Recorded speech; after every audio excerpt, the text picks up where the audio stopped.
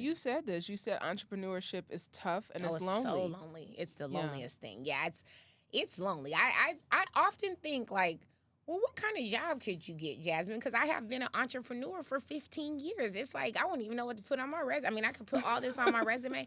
I don't even know what kind of job I go after. Like, what do I get? You know, I had asked ChatGPT the other day. What you say? It was like it said I could be an executive director of a foundation. Like, Yeah. it was giving me like charity kind of community jobs.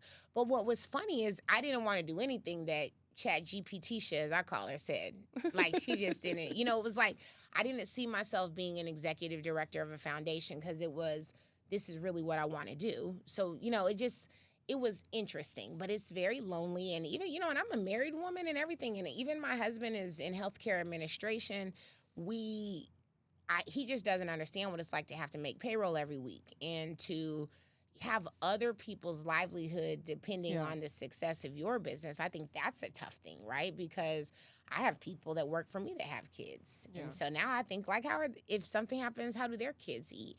Even lately, I've been thinking, like, I've got to stay alive for sure because I don't want any of the women that work for me to be part of these new statistics, like, you know, being out of the workforce. So it's when you, and I need to figure out and do some soul searching of, like, how do you as an entrepreneur not take that in? But I think it's hard if you have a heart. And so as someone like me who has a real heart for people, a real heart for service, I think that's what makes our entrepreneurship more lonely and hard for me because I'm not no shark. Yeah. You know, like if you're a shark, like, you know, that's when you're just like, oh, lay them off. Yeah. Cut the workforce 10%. Yeah, it's the bottom line. Don't do the big. Yeah, like I don't think like that. I don't operate like that. So I care about people. I'm an empath. I want people to do well. I want people to eat. And so that's been the unique thing about the kind of business that I have is that I ultimately really do care. Yeah. Yeah. You ultimately care. There are people who are watching who are like, I want to support this organization. I want to be involved in this. What can they do? So we are really trying to get into new cities. So every major city has this same problem that we saw in Atlanta with this Gooder community market. So I would love to get introductions to mayors, economic development offices, colleges and universities. You know, send me your customers. That's the biggest, your clients, the people that you support. They should be supporting us. You know, like, where do you go to school? What do they do with their excess food? Are they throwing it away? They should be donating it. Like, that's an easy way to make sure that it's supporting. If you're in Atlanta, definitely come to our store. Like, I'm about to put it on Instacart just because people are like, I don't come to Edgewood often, but if it'll come to Instacart, I'll support. You know, just because people want to support us, because this is an opportunity, like shopping at our store. You could buy tokens and feed people. I'm actually I love this because I was like, okay, this is my thing. Yeah, it's a wooden token. And it's $3, and it is a meal for somebody else. And so it comes with a sandwich, a piece of fruit, and usually like a cheese Danish or a cookie. We call it like an imperfect donut or imperfect pastry. And it could be like the cookie has like a little thing missing. And so we probably wouldn't sell it to you, right? Because if you pay for the cookie, you want your little sliver of cookie, right? But for our community that's often unhoused, we'll like give them that cookie with a whole orange or an apple and a sandwich. And they still get their choice. So if they want a turkey sandwich, I think we always have turkey, roast beef, and ham. But we started doing like chicken salad. So we've done some different fun sandwiches for them. But people buy the tokens, they can leave them.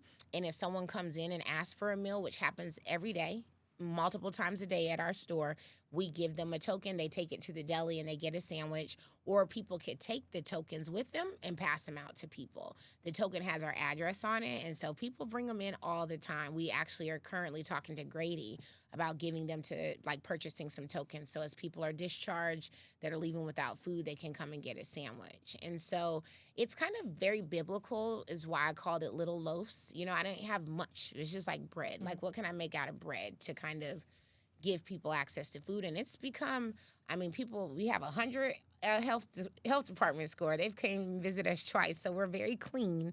But people love the sandwiches because it's you know, nitrate free, all organic meats that we hand slice, that we get the bread locally baked here in Norcross and delivered to us every morning. So just this level of like giving something fresh and care in the community. Yeah. So yeah, y'all have to come and check it out. So that's the biggest thing. And that's littleloafdeli.com.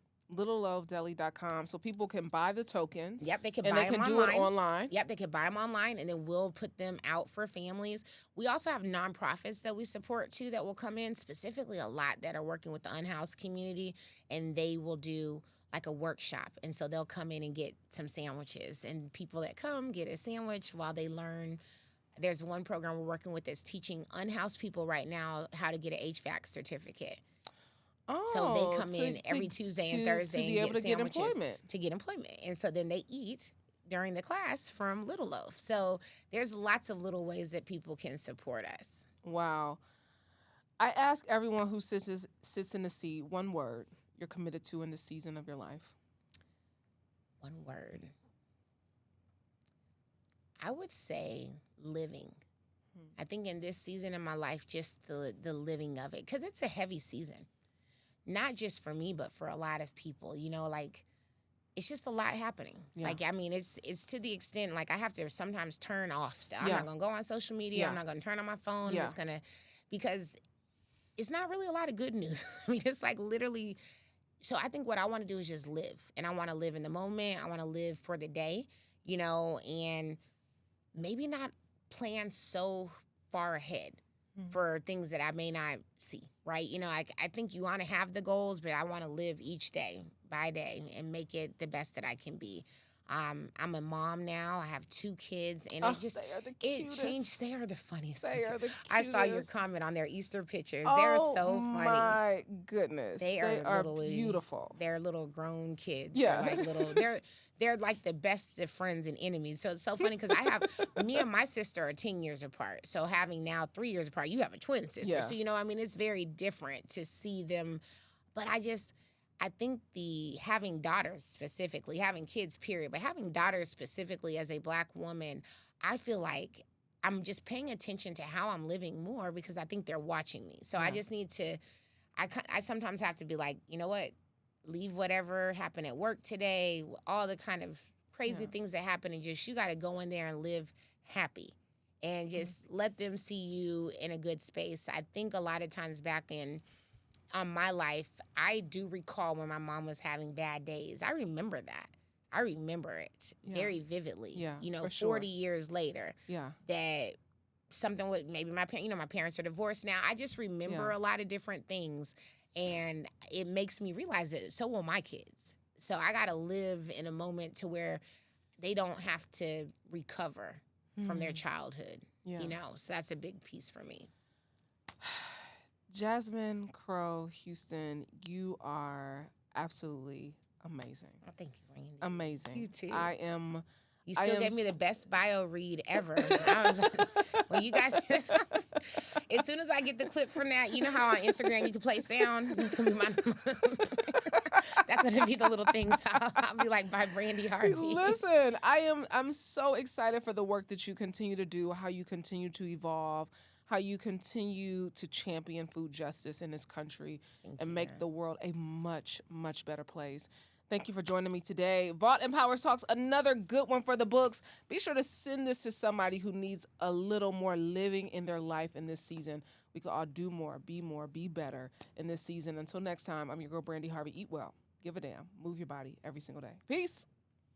If that blessed you, trust me, you've only scratched the surface. There's so much more wisdom, truth, and transformation waiting in the full conversation. Click the link in the caption below to watch the entire interview. And don't forget to like, comment, and subscribe so you never miss an episode of Vault Empowers Talks.